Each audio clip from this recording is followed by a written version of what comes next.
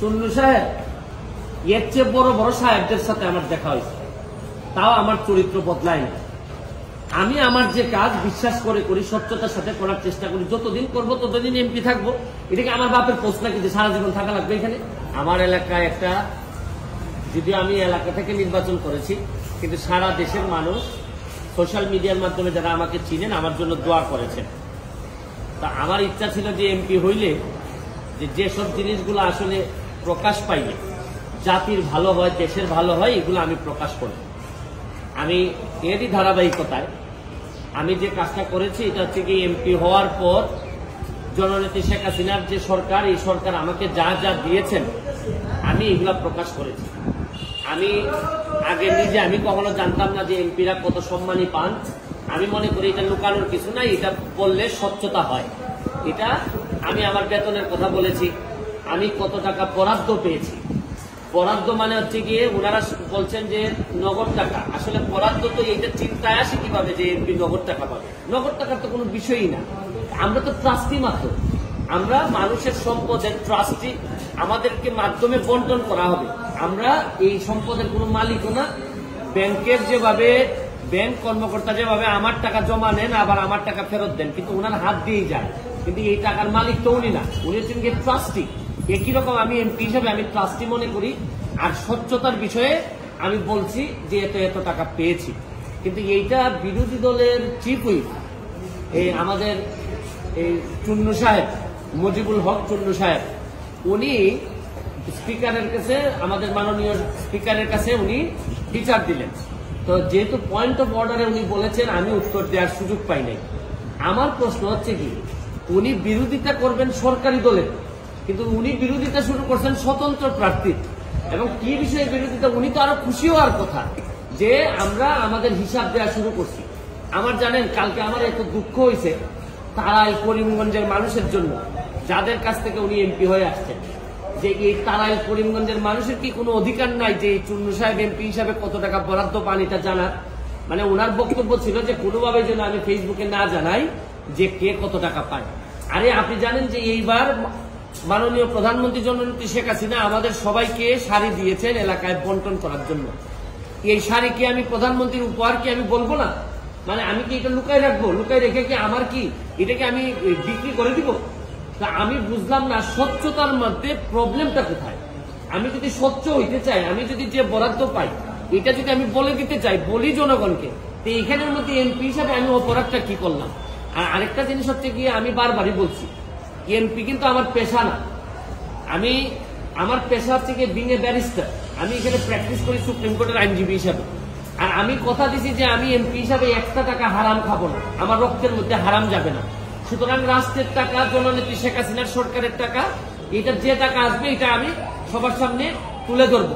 এখন আমার কেন জানি মনে হইতেছে যে মুজিবুল হক চুন্নু সাহেবের হয়তো আমি বলে যে এত সমস্যা হচ্ছে যে উনার মনে হয় রাজনীতি করাটাই পেশা, এটা থেকেই উনি সবকিছু নির্বাহ করেন কিনা আমার জানা নাই। কারণ উনার আলাদা কোনো পেশা থাকলে এইটা নিয়ে উনি কোনো চিন্তা করতেন না। তবে কালকে উনি একটা বুদ্ধি করে কাজ করছেন, বাকি সব এমপিরা ওনার দলে টানার চেষ্টা করছেন যে 349 জন এমপির নাকি বদনাম হচ্ছে। আরে কি আশ্চর্য কারবার! একটা মানুষ এমপি হওয়ার পর তার বরাদ্দ সে বলবে না যে আপনার জনগণের এই বরাদ্দ আসছে, আপনারা আপনারটা ভাগ করে নেবেন? এটার বলার মধ্যে শুনেন, এই মুজিবুল হক চুন্নু সাহেব সম্ভবত এই প্রথম বঙ্গবন্ধুর একজন আদর্শের সৈনিকের মুখোমুখি হয়েছেন। এর আগে হয়তো উনি ওইভাবে মিট করেননি, কারণ উনি তো হচ্ছেন গিয়ে একজন স্বৈরা শাসক এরশাদের নেতা। স্বৈরা শাসক এরশাদ, যিনি সারা জীবন এরকম জোর জবরদস্তি আর টাকা বানানো ছাড়া তার নেতা কর্মীদের খুব বেশি কিছু শিখাই যান নাই। সবার না, অল্প কিছু নেতাদেরকে, যারা অনেক টাকার মালিক হয়েছেন এরশাদের আমলে। উনি তো এরশাদের স্বৈর শাসক এরশাদের একজন নেতা হয়ে উনি বঙ্গবন্ধুর আদর্শের সৈনিকের, প্রকৃত আদর্শের সৈনিকের মুখোমুখি এই প্রথম সংসদে হয়েছেন মনে হয়।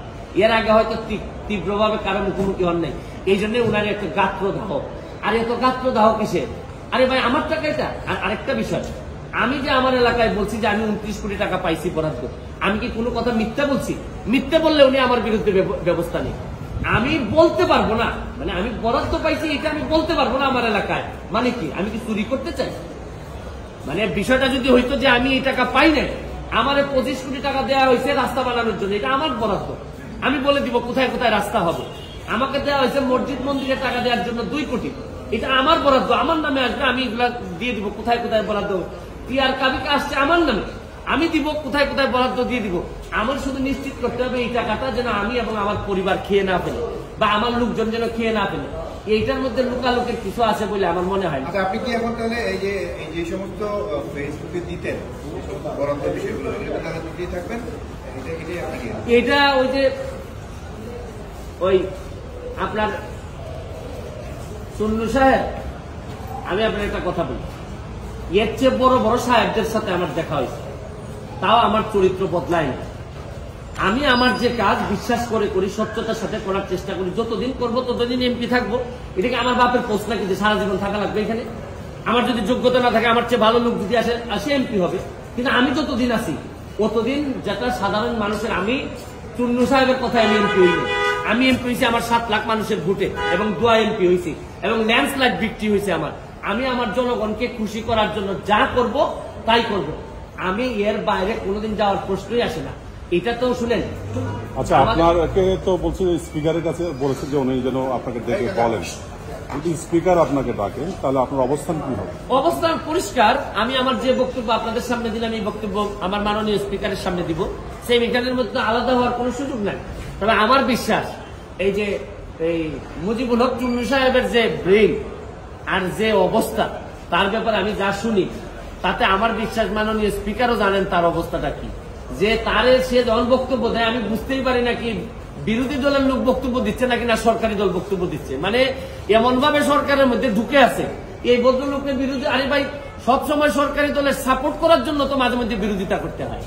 সরকারি দলের মানে আপনি সবসময় ক্ষতি চাইবেন তা না। সরকারি দলের আরে বাপ তো মাঝে মধ্যে ছেলের সমালোচনা করে, ছেলে বাবার সমালোচনা করে।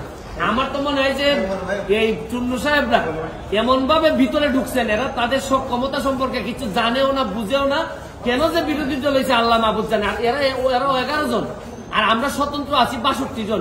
আমরা তো হিসাবে আমরাই বিরোধী দল হওয়ার কথা, কিন্তু এখন কারণে আমরা যেহেতু ওনারা একটা দল হিসাবে আসছেন, তা আমরা ওনারা মেনে নিছি। কিন্তু উনি তো সরকারি দলের বিরোধিতা না করে মাশাআল্লাহ এখন শুরু করছেন যে স্বতন্ত্র ক্যান্ডিডেট কেন টাকার ঘোষণা দিয়ে দেয়, এই কারণে উনি বিরোধিতা শুরু করছেন। আমার এখন তারা এলাকার করিমগঞ্জবাসীর জন্য আল্লাহর কাছে দোয়া করা ছাড়া আপাতত আর কোনো পথ নেই।